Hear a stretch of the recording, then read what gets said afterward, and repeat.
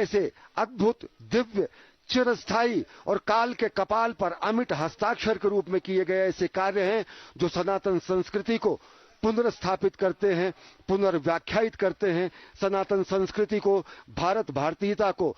विश्व के सामने नए रूप में, नए भारत के अभ्युदय के रूप में प्रतिष्ठित करते हैं। और ये पूरा श्रेय प्रधानमंत्री नरेंद्र मोदी को जाता है कि अगर 7वीं 8वीं शताब्दी में ये कहना अतिशयोक्ति न होगी कि अगर 7वीं 8वीं शताब्दी में आदि गुरु शंकराचार्य ने सनातन संस्कृति के पुनर्स्थापना का कार्य किया शंकर दिग्विजय के जरिए, तो प्रधानमंत्री नरेंद्र मोदी सांस्कृतिक जय यात्रा के जरिए देश के समस्त भारत भारतीयता के प्रतीकों, सनातन संस्कृति के प्रतीकों को दिव्य आध्यात्मिक और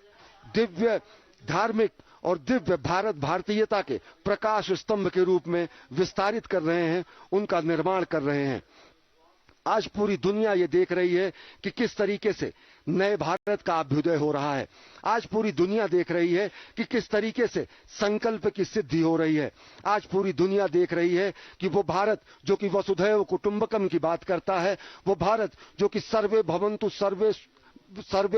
सुखिनः सर्वे सन्तु निरामयः की बात करता है, वो भारत जो कि लोगों के कल्याण की बात करता है, वो भारत जो कि धर्म की जय हो, अधर्म का नाश हो, प्राणियों में सद्भावना हो, विश्व का कल्याण हो, ये कामना करता है। वो भारत किस तरीके से नए भारत के रूप में पूरी दुनिया के सामने उसका अभ्युदय हो रहा है। चाहे आत्मनिर्भर भारत की संकल्पना को साकार करने की निष्ठा हो या फिर जगत गुरु भारत को विश्व के पटल पर स्थापित करने की कामना, प्रधानमंत्री नरेंद्र मोदी प्राण प्रण से अपने सभी संकल्पों की सिद्धि में जुटे रहते हैं। और इन्हीं संकल्पों को और दृढ़ता मिलती है जब प्रधानमंत्री नरेंद्र मोदी पहुंचते हैं ऐसे धाम में, जो दिव्य धाम जहां पर उन्होंने अपने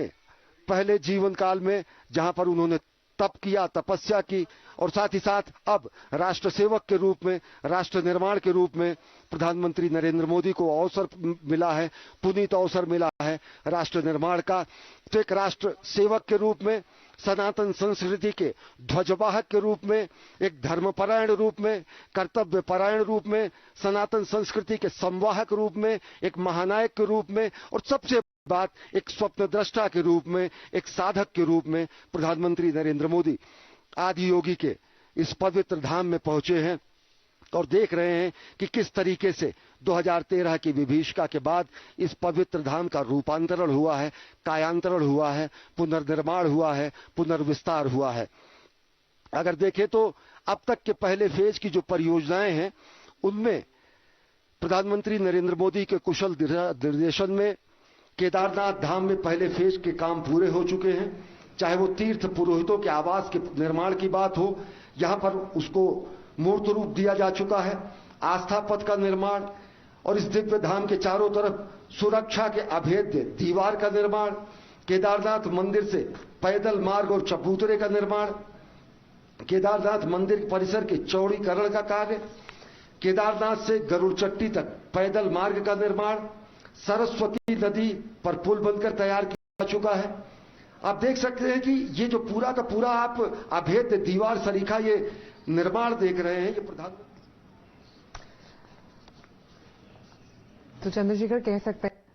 All right, so those were the live visuals coming in from Kedarnath. First, we saw Prime Minister Narendra Modi performing puja at the Kedarnath shrine, and then also visiting Adi Shankaracharya shrine as well in Kedarnath. Well, Prime Minister Modi is also donning the Chola Dora attire, which has been made by Chamba women of Himachal Pradesh, and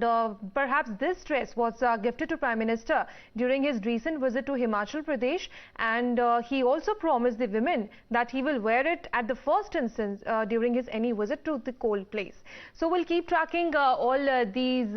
latest developments and the shots on Times Now exclusively from the ground. But on that note, a quick break.